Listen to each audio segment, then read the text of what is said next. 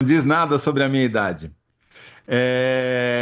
A primeira pergunta, então, é: o que que o Lula mandou a Fazenda fazer com os cortes de gastos com o perdão da literação aí? Olha, é o seguinte: o Lula tem dito nas reuniões dele, nessa última, especialmente com ministros, que pretende enviar ao Congresso um pacote de cortes voltado não só para o que ele chama de andar de baixo, mas também para a turma de cima.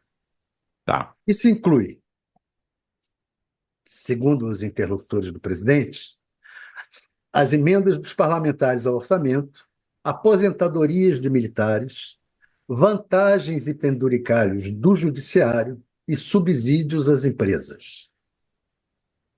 A frase exata do presidente que eu apurei foi a seguinte: se é para cortar, cortamos de militares, políticos, empresas, todo mundo. Certo. É difícil acreditar que o governo acabe mesmo mandando chumbo para todo lado, mas é o que ele tem defendido. Uhum. A estratégia seria mandar para o Congresso um pacote que justifique os cortes nos ganhos dos trabalhadores, esses chamado andar de baixo, e assalariados, com uma contrapartida no chamado andar de cima. A dimensão desses cortes, Toledo, e onde exatamente eles ocorrerão, por incrível que pareça, ainda não estavam definidos até essa segunda-feira, 11. Tem algumas coisas definidas, mas a dimensão exata não está definida. Os debates incluem os ministérios da Saúde, Educação, Trabalho, Previdência e Desenvolvimento Social. E agora Vai... a defesa também, né? Pois é, eu ia entrar nisso, mas todos os ministros dessas áreas têm reclamado. Houve até casos, você sabe, todo mundo sabe, como os dos ministros da Previdência, o Carlos Lupe, do Trabalho, Luiz Marinho, que ameaçaram se demitir. O presidente Lula falou em incluir o andar de cima justamente para acalmar os revoltosos. Lula deixou claro que espera protestos também do Congresso e pressões do Judiciário. Mas, segundo ele, aí todo mundo vai ter que se expor. Foi o que argumentou. Por isso que ele pediu aí, o que você falou, ao ministro da Fazenda, o Fernando Haddad, que chamasse para as conversas o ministro da Defesa, Zé Múcio. Segundo o Ministério do Planejamento, a ministra Tebet, Simone. Simone Tebet, é, a previdência dos militares causa um déficit de 49,7 bilhões ao orçamento. O argumento do presidente é que tudo bem, todo mundo tem direito de reclamar, mas tem que se expor ao julgamento da sociedade tanto quanto o governo. Hoje, o Lula e a equipe econômica teriam novas rodadas de reuniões com integrantes do Ministério da Defesa e da Casa Civil.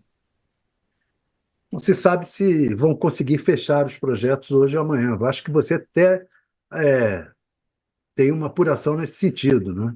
É isso. O que eu soube hoje é que a expectativa é que essa reunião bata o martelo finalmente e decida quais são as áreas que vão sofrer cortes, as proporções dos cortes, para que o anúncio seja feito na quarta-feira ou mais provavelmente na quinta-feira. Porque além de definir o que deve ser cortado e quanto deve ser cortado, tem uma discussão tão importante quanto essas que geralmente a gente esquece quando está noticiando esse assunto, que é como esses cortes vão ser feitos, né? Porque uma coisa é você cortar com um decreto, né? Só depende do presidente da República, da assinatura dele. Outra coisa são itens que dependem de aprovação de um projeto de lei, de uma medida provisória ou até de uma PEC, né? De uma proposta de emenda à Constituição, que requerem maioria ou maioria qualificada, né, de 2/3 no Congresso, que torna tudo muito mais difícil.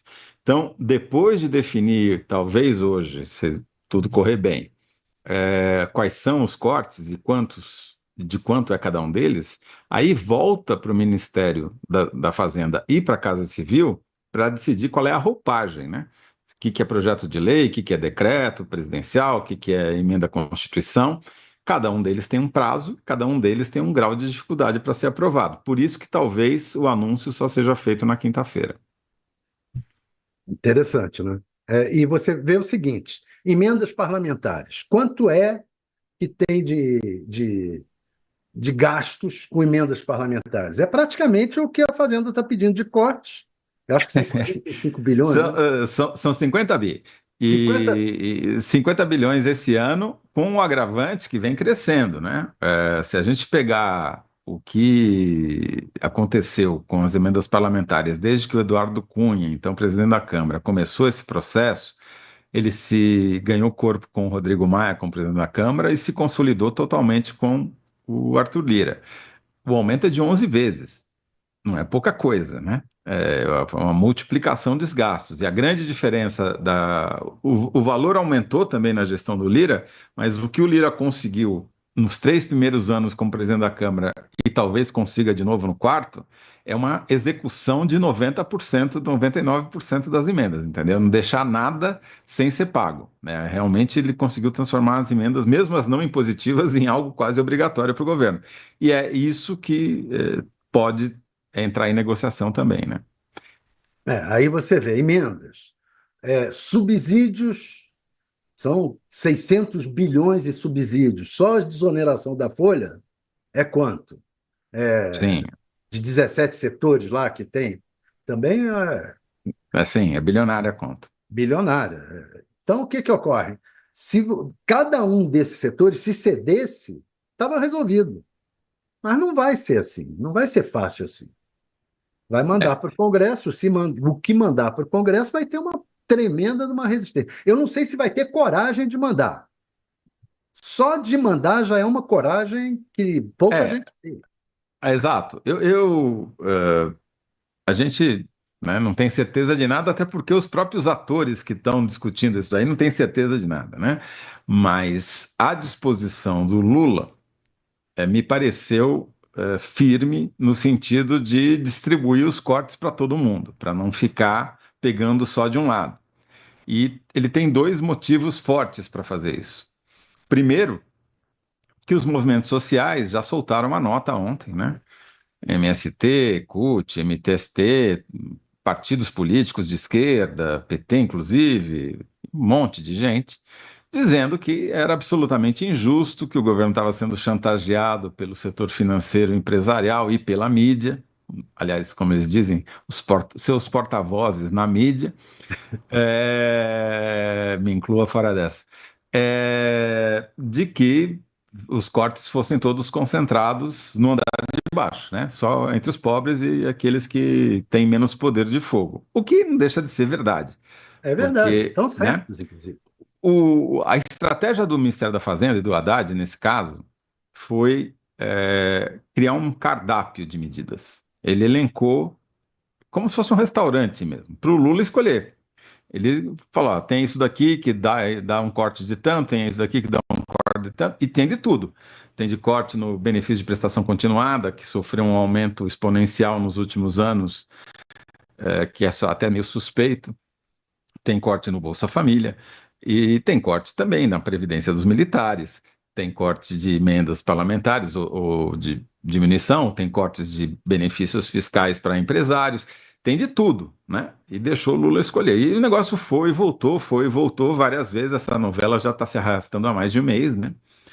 E hoje saiu uma pesquisa, MDA, é um instituto respeitável, eh, de Minas Gerais, mas a pesquisa nacional, mostrando o que, basicamente? Que a popularidade do Lula está em queda. É uma queda tênue, mas está em queda. Vamos pegar lá quem aprova o papel do Lula pessoalmente, né, como presidente. 55% em janeiro, 51% em maio, 50% em novembro.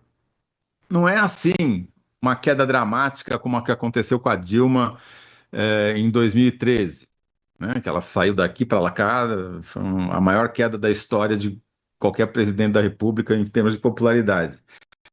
É uma quedinha assim, um plano inclinado, digamos assim, não chega nem a ser uma ladeira, mas tá mirando para baixo. Na economia, embora ainda haja um certo otimismo, 41% acham que a economia, de modo geral, tende a melhorar. Se você pegar o que as pessoas dizem sobre inflação, 61%, quase dois terços, dizem que ela teve um impacto negativo muito grande no bolso delas, né? E isso me parece ser um ponto fundamental, né? E então, de modo geral, se você pega a questão eleitoral, que é o que todo mundo chama atenção, você tem um empate técnico entre o Lula e o Bolsonaro, né, no cenário de pesquisa, num dos cenários lá que eles apresentaram.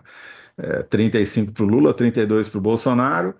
Pablo Marçal aparece com 8, a Simone Tebet com 8 e o Ciro Gomes com 6, o que é muito irônico, né, Thales? Porque eu que achava que o Ciro estava morto e enterrado politicamente, acabou virando fiel da balança, né? Porque você soma 8 do Marçal para o lado do Bolsonaro, 8 da Simone.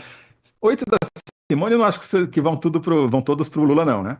Aí o, É. o Ciro passa a ser né, quem decide para que lado a balança pesa mais, né?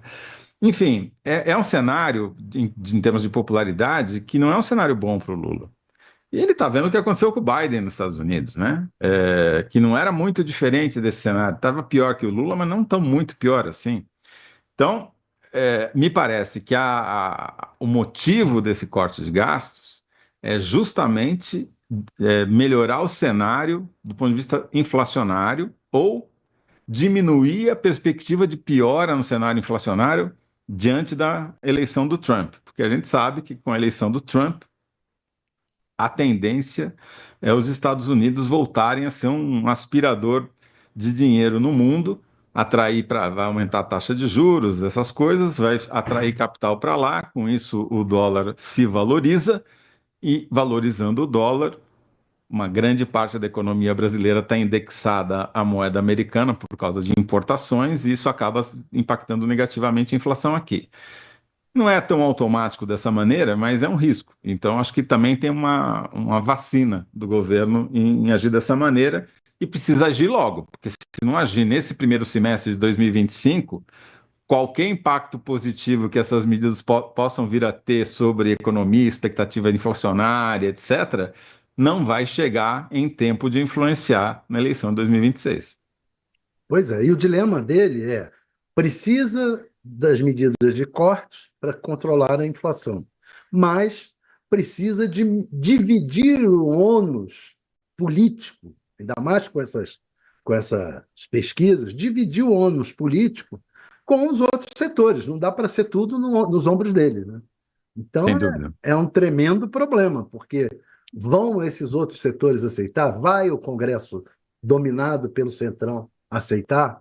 Vai o. Isso a gente comenta no bloco no segundo bloco aí, mas você tem toda a razão. Essas são as grandes perguntas, porque a gente está concentrado em perguntar quais são os cortes propostos pelo governo, claro, é o começo, mas é só o começo da discussão, né?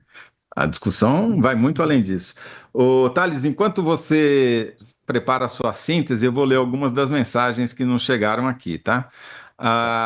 O Samuel Kuiper Cruz diz que Lula a Fazenda fazer um corte de gastança. E ao que a Ana Maria Balardim, também está sempre aqui nos prestigiando, respondeu: gastança você quer dizer emendas parlamentares, né? Quer dizer, já tem uma discussão até entre os nossos ouvintes aí sobre o que cortar. O Guilherme Mendes está feliz de estar conseguindo ver a gente ao vivo. Obrigado, Guilherme. A mesma coisa diz a Bárbara Rezende Magalhães. E ela só faz uma ressalva, fala, dependendo do assunto, que ela fala, logo é bacana quando eu consigo ver ao vivo logo depois do almoço. O único risco é quando o assunto é indigesto. Hoje é bastante. Toma um antiácido aí. Tem sido Ah, indigesto há um bom tempo, né? Tudo, é política. isso. O Cleiton Lima já tem uma proposta aqui particular dele, redução de todos os subsídios, diminuição do número de deputados, de senadores, extinção das pensões para as filhas de militares, tá? O Cleiton já pode mandar lá para encaminhar para a Fazenda.